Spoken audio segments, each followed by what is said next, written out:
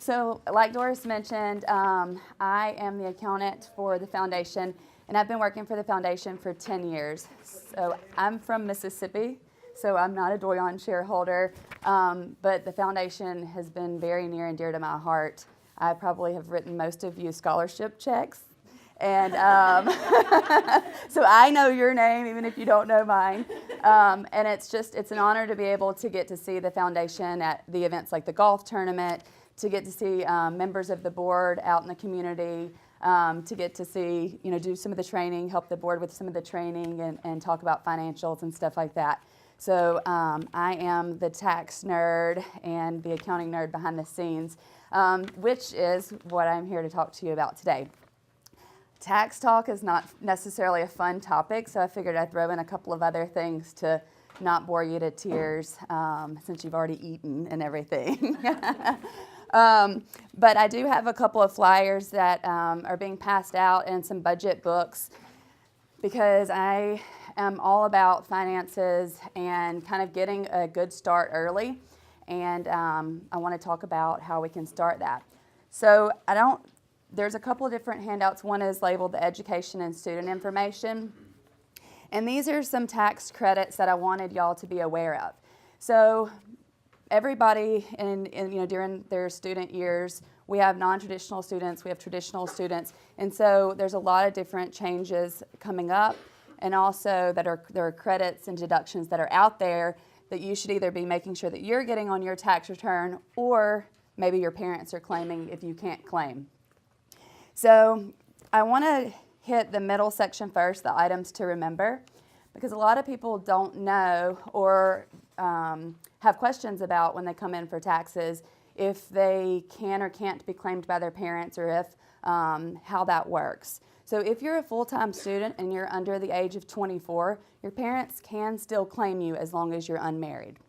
So sometimes they want to get that extra money. You may want to ask them to pay out some of that if it's for you. But you can be claimed as a dependent on your parents' return if you're a full-time student under the age of 24 and unmarried. Is there like an income limit that they have to hit? There's an income limit. So basically, if your parents are providing your support, more than 50% of your support, they can claim you. If you're providing more than 50% of your own support, then you're not allowed to be claimed as a dependent. That's a good question, Maureen. Thank you. So, but keep that in mind when it's tax time. If you get returns rejected or something, it may have been your parents' fault. Okay, so student loan interest. We're going to talk about ways to kind of avoid student loans. But one of the things I do want everybody to know is that student loans, there is $5 trillion in student loan debt, and it's constantly growing, right? So a lot of people, they take out too much money when they're in school. You want to have a fun weekend, you want to have a good time, you want to make sure you're the belle of the ball and things like that. But it's really important to keep in mind how much you're taking out in student loans, because you're going to have to pay those back later. And only $2,500 a year is allowed as a deduction. And unfortunately, for most people, $2,500 is a small portion of the interest that you're paying on your student loans each year. The other thing to note about student loans is they don't go away. So you have to pay your student loans back. Even if you were to file bankruptcy, you still have to file student loan or pay student loans. So they don't go away unless you pass. So it's really important, and one of the reasons that you're here tonight, it's to celebrate those scholarships and to really make sure that, like, it's Norman, right? Yeah. That, like you said, that you're applying for all those scholarships that are available. Taking advantage of, there's a lot of times scholarships for your majors that you don't know. Maybe you have to be a junior or senior, but really get out there and look for scholarships. You got to write some essays. I know it's annoying and things like that, but it really is worth it. And I'm sure all of the alumni that have had to pay back student loans would push this more than anything, because it really does affect your life later on when you've got children or you're trying to buy a home and you still have these large student loans hanging over you. So I can't say it enough, sorry to harp on it, but it's really important to search out those scholarship opportunities and to limit the amount of money that you're taking out for student loans. Okay, rant over. 529 plans, this is again, I'm in that middle section. 529 plans are a great way to take out money for college if you've contributed to them or your parents have contributed to them. One of the nice changes with the 529 plans that's coming up or that started in 2018 with some of the tax law changes is that you can now use those plans to pay for private education or religious education. So for anybody that's got children that would be going through those things or you have 529 plans, the allowable deductions for those is now extended. So if your parents don't have 529 plans that they've contributed to and you have children or you're approaching the age where maybe you're thinking about having kids, keep those kind of planning opportunities in mind, that there's a lot of benefits for putting away money so you don't have to get those high student loans. See what I did? All right. The last thing I kind of wanted to mention in that little middle section, it's not necessarily applicable for a lot of people here maybe, but with the tax changes, expenses that you have to spend that are not reimbursed by your employer are no longer going to be deductible. So if you have a job where you're spending a lot of money of your own for job-related expenses, make sure you're either getting reimbursed for those or talk to your boss about getting reimbursed for those because they're not going to be a tax benefit or a tax deduction for you anymore. So kind of a heads up on that. All right, so before I get into the tax credits, the education credits specifically, I wanted to let everybody know in summary what we're looking at as far as some of the tax changes for 2018 that went into effect January 1, but you won't see until your 2019 tax return. So not the taxes you're filing right now, we're looking ahead to next year's taxes.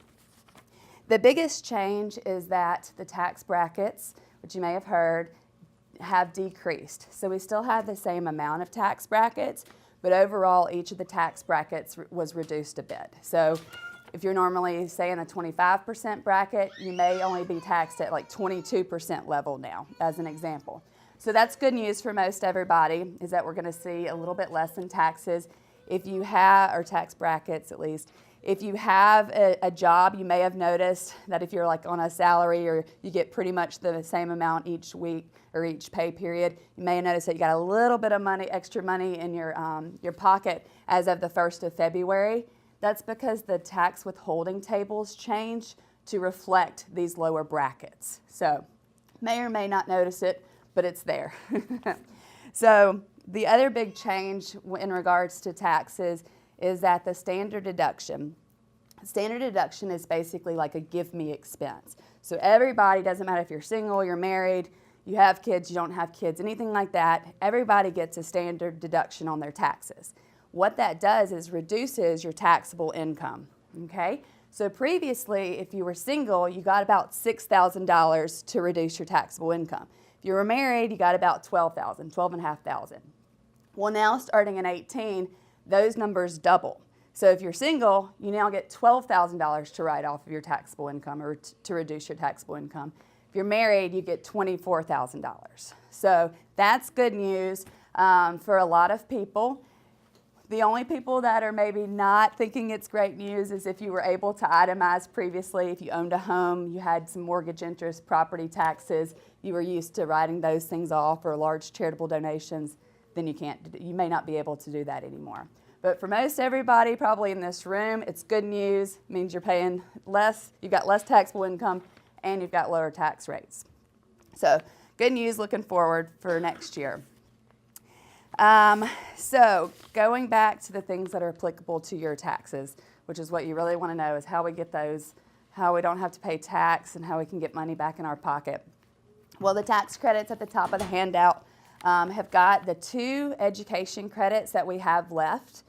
We've had a lot of education credits in the past, Hope credits, lifetime learning, things like that. They've come and gone, but these 2 are here at least through 2026 when they decide to change the tax law again, but at least we've got them through 2026.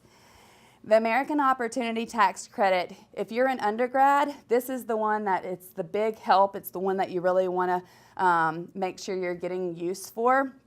because it's got a refundable portion of the credit. And I'll go into that in just a bit. But I want to enforce that the American Opportunity Tax Credit is for undergrad only, unfortunately, and it's for your first 4 years, and you have to be a degree-seeking student, okay? So all those questions, if you've got to prepare, if you're doing TurboTax or anything like that, when they're asking those questions, that's what they're getting at, is because there's some credits, that is only available for certain students. But going back to why it's a great credit, the credit can bring your tax down to 0. So if you have some taxable income from a little side job that you worked or something like that, it can reduce that tax to 0. But in addition, this credit can get you money back that you didn't pay in, up to $1,000. So you worked a little bit, you don't really have a lot of tax because that standard deduction took your taxable income down to pretty much nothing. You could be eligible for up to $1,000 of money back in your pocket. So that's good news there. But for all of those students that are not in your first 4 years, or you're going for your bachelor or your master's degree or an associate's degree or something along those lines, going back to school like you mentioned, there are credits for those that don't fall into that undergrad section, and that's called the Lifetime Learning Credit. So it's very easy to remember the difference. Lifetime learning, you get it forever kind of a deal. There's no maximum that you can take on it. You don't have to be degree seeking necessarily. So if you wanted to take a summer class at UAF to learn, to learn something, or even just to take a sport or something along those lines, that's a great class that it would be eligible for a lifetime learning credit. And it's got here that the credit is 20% of the first $10,000 that you spend on education, up to a maximum of $2,000 per person or per return. So 2 very good credits that you should make sure that you're looking into if you're claiming those tuition expenses. One thing I want to go back to when we talked about being claimed as a dependent on your parents' return, if your parents are claiming you as a dependent, they need to claim the education expense. So that's one thing that you want to make sure. You have to have the education expense match the person that's in school. And then obviously when you're out of school and you're paying on those student loans, the student interest will follow you as well. It's got down here a little bit about how you can claim the credits, what's qualified education. The one thing I just wanted to mention is, unfortunately, housing is not considered a qualified education expense, but like books, technology that you have to get. If your major requires a laptop, things like that. I mean, nursing, you probably have got a lot of expenses that you have to purchase. So all of those things, make sure you're keeping those receipts. It doesn't have to be paid to the university itself. So keep those things in mind. All right. Are you bored of taxes yet? Probably so. Yes, ma'am. Yeah. I noticed that just show they go through and they enter in their needs. Yes. And if they have a lot of money in the scholarship Yes. side and not as much, at least showing as bills Right. on the expenses side, it seems like it wants to add that to their income. That's exactly right. Great point. So one of the things,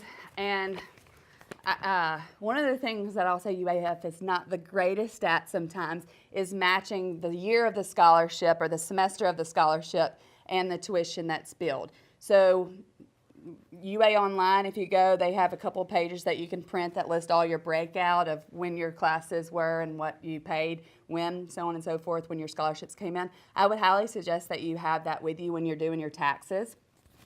But like was mentioned, on your form that your school will issue you, it's a 1098T, it lists how much you were billed for school and tuition, and then it lists how much you received in scholarships and grants. If your scholarships and grants are more than the tuition that is billed, it does want to tax that amount as wages. So it is a taxable event if basically you've gotten more scholarships and grants than you paid out. And again, that's why it's really important to keep up those receipts for things that may not have been, that you may not have paid UAF or whatever school directly. But if you received scholarships that were more than the tuition that was billed during that time, it would be taxable, unfortunately. But it's a good thing to have, right? I guess more money than school cost. I'm off. No, it just. Oh, sorry. Any other questions on the good tax stuff? Yes, ma'am. Are you going to post all this information on the Doyon Foundation website? Yes. Yes. And Doris can provide my contact information too, and I'll be glad to answer any questions. I'm also an adjunct instructor at CTC, so education is, again, really near and dear to my heart. I teach about 7 classes a year on top of tax season and stuff like that. So I'd love to answer any questions that you have. We're also recording, and it'll probably be on YouTube on the Doyon Foundation's channel. So. And they didn't tell me about that, so I didn't dress accordingly. I'm sorry. Okay, so tax talk over. I wanted to talk about the importance of budgeting just real quick. I won't hound you like your parents do. But I do want to point out how important it is. Like, you guys right now are in this like pivotal time in your life where you're going from living at home to living on your own or living in a dorm or things like that.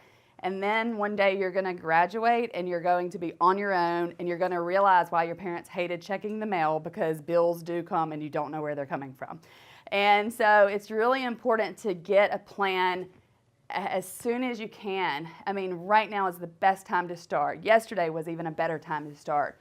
And looking at what money you have coming in. If it's a small side job, you're watching cousins getting paid a little bit here and there. Selling beadwork, anything that you've got that could provide income, it's really important to track that and to show what expenses that you're paying out and to track those expenses. If you put pen to paper on what you really pay out each month, a lot of you would be really surprised. I know when I look at like groceries and meals and entertainment and things like that, it's shocking. Or like, Netflix, what you pay monthly for Netflix and Hulu and, like all of these things, the apps that you can just, Amazon. How dangerous is it to order from Amazon? You just have to put your finger on the thing and then you have like random packages showing up. Is that me? Just me? I don't know. Okay. Otherwise, all right. So, but basically, as we get more into the technology age, the ability to purchase things is literally at our fingertips. And we're using debit cards for everything, and we're not writing checks, and we're not paying with cash. So that physical feeling of having the cash leave your hand and it hurting as you pay for large expenses, it's gone. You put it on your credit card and you don't think about it because it didn't hurt until you get the bill and you see the fees and stuff like that. So I would really suggest that you start that habit of writing down the money that you're getting in and planning where to put your money. If you tell your money where to go, it doesn't tell you where it went, right? It's really important to plan where your money goes. And that way you've got the opportunity to spend your money on things like going out, and seeing a movie with friends, or being able to attend events that you wanted to, instead of having to stay home because you can't afford to go out with your friends. So I provided some budget books. They're very basic, but it's got kind of like your traditional expenses and kind of lays out your income. But I would suggest that you start that right now, even if you don't have a lot of income. If your parents are providing some kind of funds, use that. Use that as a basis to really start planning to save. Saving is something that a lot of people put off until they're older because you think, I've got all this time to save, right? And it's just not true. You don't realize how fast time goes by and how quickly events come up. Your car, you got a flat tire, you got a cracked windshield, or somebody rear-ended you, or you're expecting a child and you want to buy a house. Like, all of these things are major life situations, and it's really important to get ahead of the game so that you can be those people that are living the life that they want instead of having to pay for the life that they thought they wanted when they were younger and not as maybe not as financially educated. So I'll kind of leave it at that, but I would just, again, put pen to paper on your income and expenses, because it really will be an interesting project. And I would also suggest, if you live at home with your parents, or you have siblings, or you have roommates, make them do the same thing. It's always a little easier when you have somebody as an accountability partner. Now, obviously, money is a sensitive topic, and some people may not be comfortable with doing that. So find somebody that's really going to push you to reach some goals and set some financial goals. We have these vision boards. Tracy and Doris, I know, love vision boards. So kind of plan out a vision. Like, what do you want to spend your money on? And make that happen by doing a little bit of saving each day. And also, last thing, if anybody has kids 4th to 8th grade, this summer I'm doing a money camp at UAF, so send them that way and we can teach them about money. And I appreciate y'all's time tonight. It's definitely been an honor to be here and to speak with you. And again, it's just a blessing to be able to work with the foundation. And I'm excited. I love seeing where y'all go and getting to see the presentations and stuff. So thank you so much.